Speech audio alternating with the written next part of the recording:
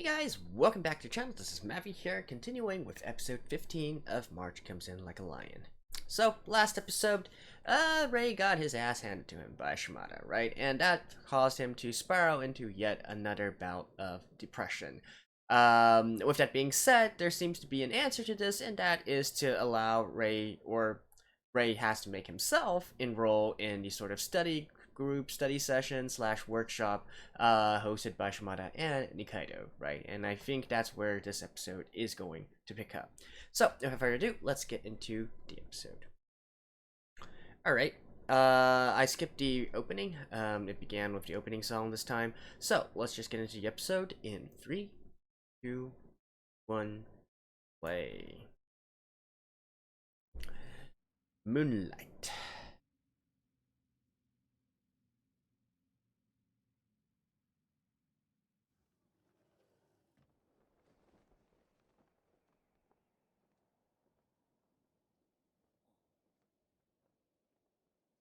Oh, this seems to be a flashback.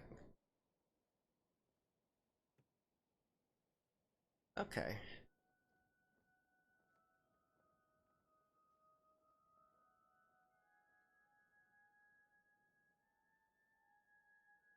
Then she's gonna get on top of him, right?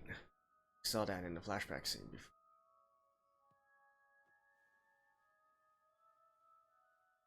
What?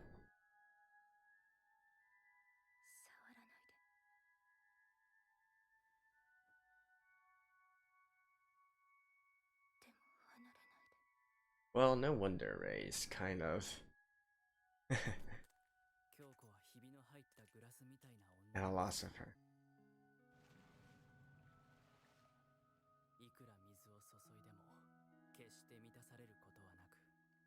Hmm.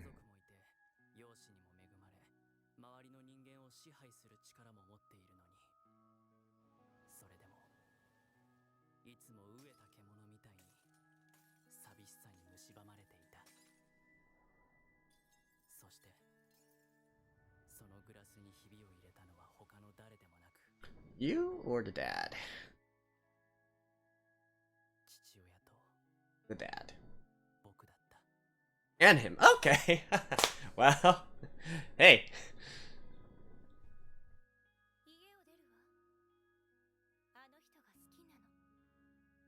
Hmm.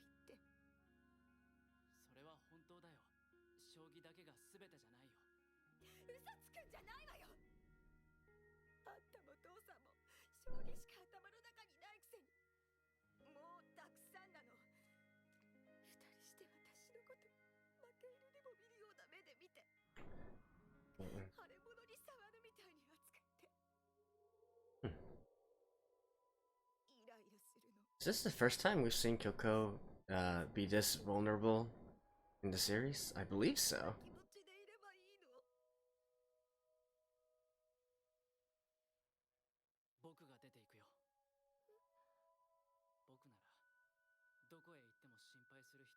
That's how it came about?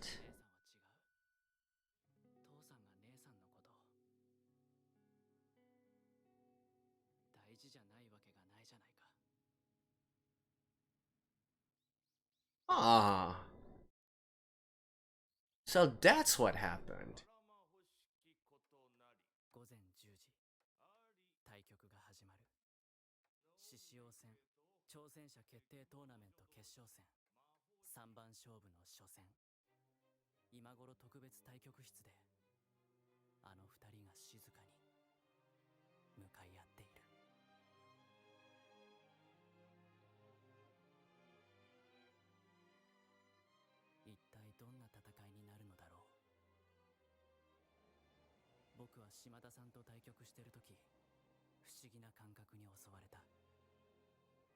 樹海に踏み込んでしまったような圧倒的な何かに絡め取られてゆくような、音もなく静かに締め付けられてゆくような。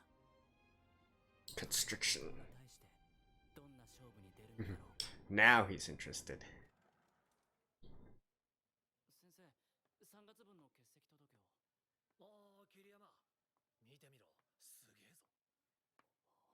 開始2時間でこれだよ。これは。そこまでの数手を見ただけで重い骨と骨のぶつかり合う鈍い音が聞こえた気がした。重厚が売りの2人がどう出るかと思った。 So, guys. この殴り合いときたもんだ。いやー、来てるな。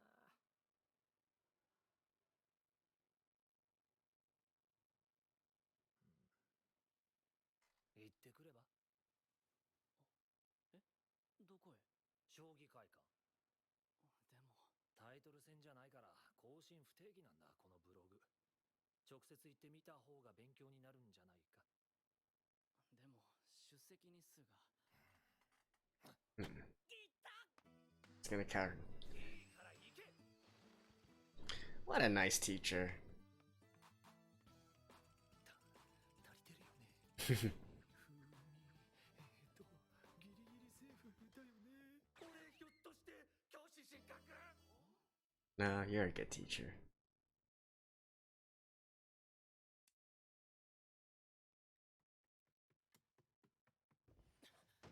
よう、桐山。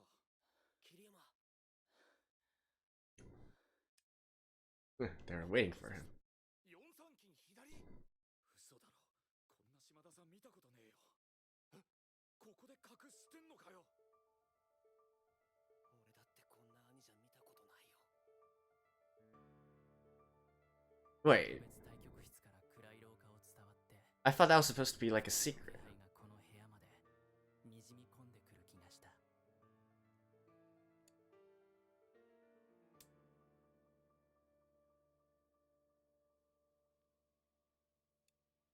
On paper, Goto should be stronger than Shimida.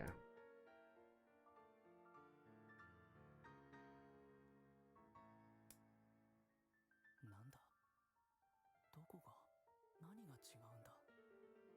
一手一手にどうしてこんなに引き込まれる。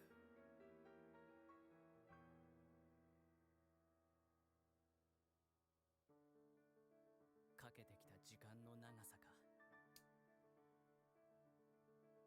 積み重ねた経験の厚さか、引き換えにしてきたものの重さか、それともそれ全部か。 Oh, I almost forgot. This is actually the title match. Whoever wins this will get a title. これは自分を信頼している人間同士の And this might be enough to get him to 戦いなのだ。 the 9th dan. If he wins. 終局は9時。153手で島田八段の投了。 Well, he lost. 決勝戦、決勝トーナメント3番 Lost the first game, though. 2 more games. 後藤九段の白星で幕が上がった。レイ、 Hmm. 変わんないわね、ここ。新規臭い建物。大嫌いだった。この暗い通りも、ジメジメした神社も。姉さん。よ、これはストーカーがお揃いで。京吾、なんで来た？だって。お前さ、俺に当たる気満々だったけどさ、どうだった？島田強かったろ？永久舐めてんじゃねえぞ。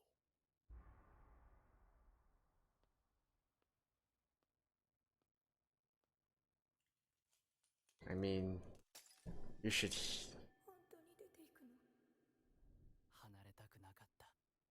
ねえ、待って。逃げるんだ。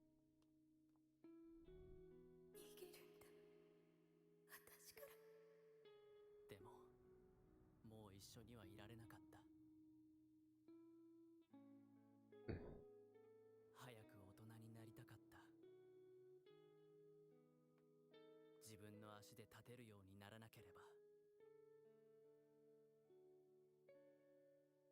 大事な人たちを守れないと思ったから。Yes.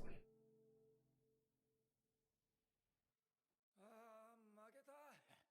一手損角換わりです。 It's so intriguing.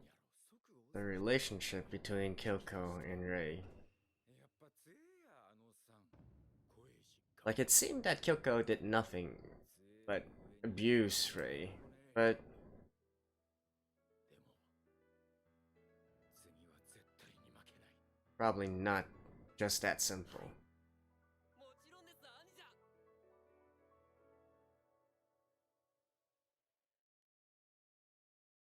I mean, after all, they aren't real siblings. So there's no specific reason he has to be so caring of Kyoko. られないわ。娘っ子の前でそんな短歌切っといて、本命の前で撃沈だろ。そんなお前、男子としてそれはな。恥ずかしい。なら肩眉剃り落として山にこもるね。そんなかっこ悪いことかな。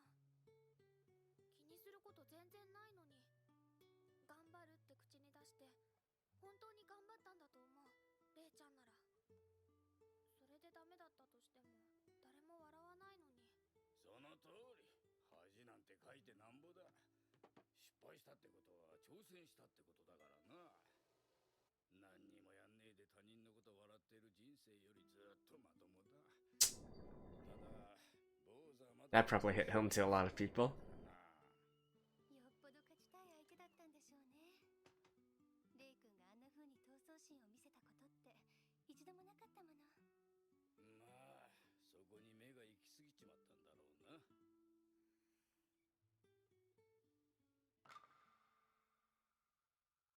菓子パンとラーメンばっか食べてるんだろうな。どうしたらいいんだろう、こういう時。ほっとくしかあるめえよ。仕事で書いた恥は仕事で取り返すほかねえからな。坊主が自分で取り返したって思えるまで自分で頑張るしかないだろう。なに、そのうち大人になりゃ。 Well, he could use a little push. どんなやつでも一線でやっている人間で恥をかいたことのないやつなんていねえってことにな。 Oh, second match.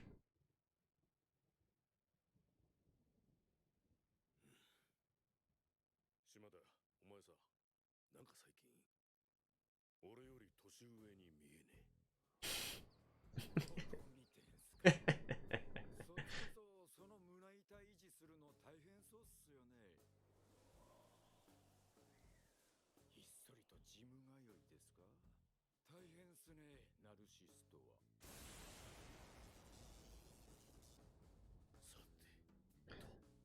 Though I gotta say, that was a pretty weak retort, though.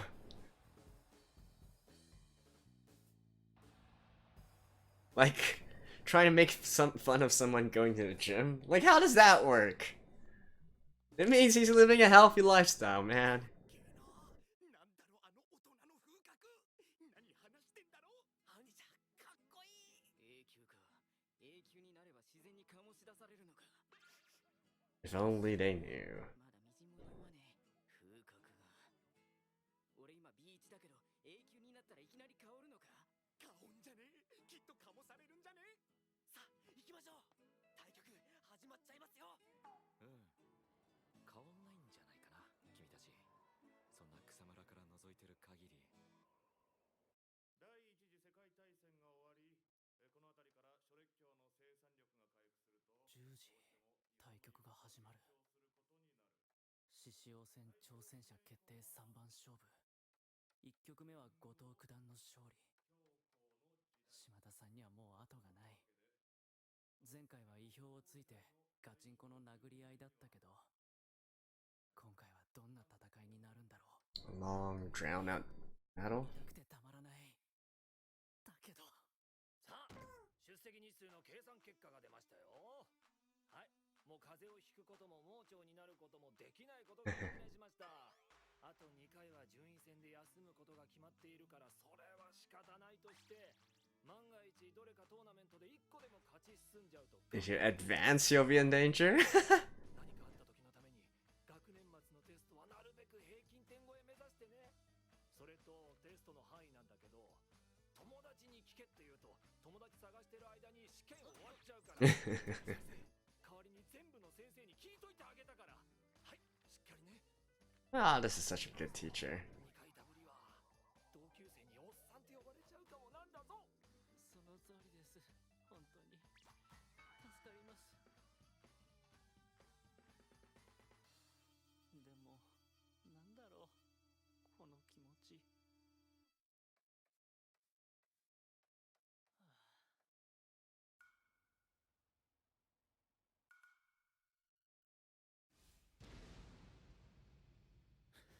These two.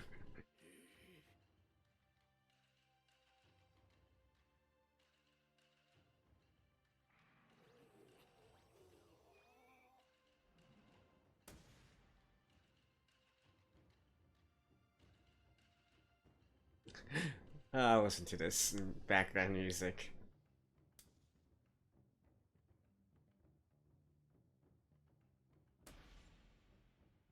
I have to say, one of the most, hard things for me as a someone who knows chess, is the concept of putting back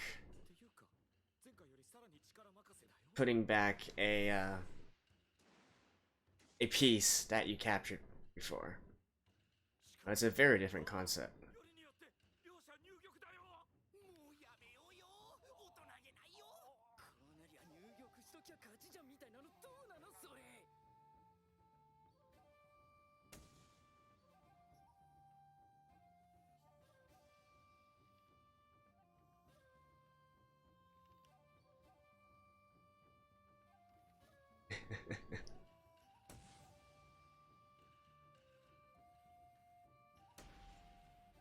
Right, the concept of reviving a piece and then putting it back on a board. That opens up so many different possibilities. 雷鳴ってるよ。コマが光ってるどころの騒ぎじゃねえ。 11-hour match. Wow.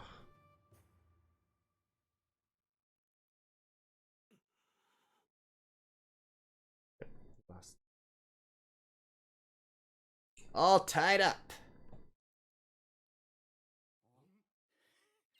勝ったぜ。もう。はい。アンジさん、お見事でした。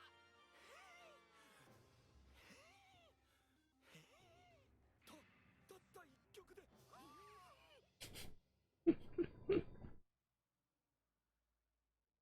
うしたボー。あ、いえ。桐山から返信がなくて。そっか。勝ち割りすぎちゃったかな、あん時。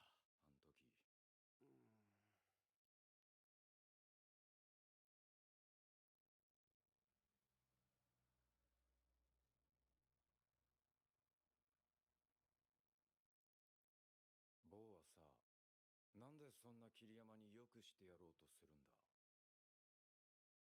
桐山は桐山こそが Who inspired him? 勝ち割って泥の中から出してくれたと思うからです。小さい頃から病院で過ごすことが多かった自分 Getting some Nikaido backstory. で強くなることだけが心を支えるすべてでした。そうやって同年代のみんなが楽しく外で遊び回っているのを横目で見ながら将棋だけに没頭を続けて、なのに強くなればなるほど弱い対戦相手が全て努力を放棄した卑怯者に思えて、悔しくて腹が立ってイライラして、そんな自我の塊になり果てていた時、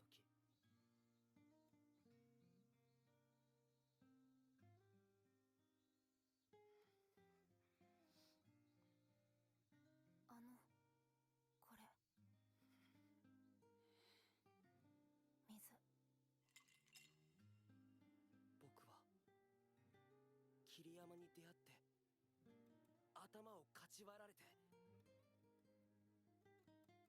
あ、俺より強いやつがいる。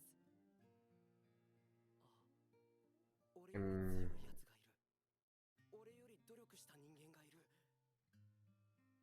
俺は一人ぼっちじゃないんだって。 It's a very romantic way to look at it, I guess. わかるよ。なんとなく。 Though, それ。 I mean, yeah, if that's what you... I mean, Ray didn't really have that in consideration.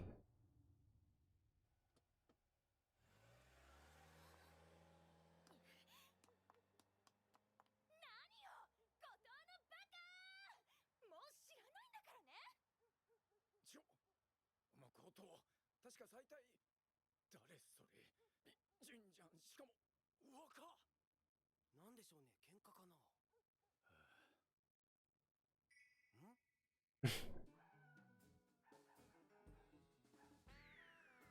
だろう、この敗北感。いやー、なんのまだこれ好き。くそも絶対次も勝つ。サボ早速帰って Losing in life, definitely doesn't want to lose on the board. それでこそ兄者です。ごめん、すでに2日足りてなかった。いえ、先生、なんか本当にもうすみません。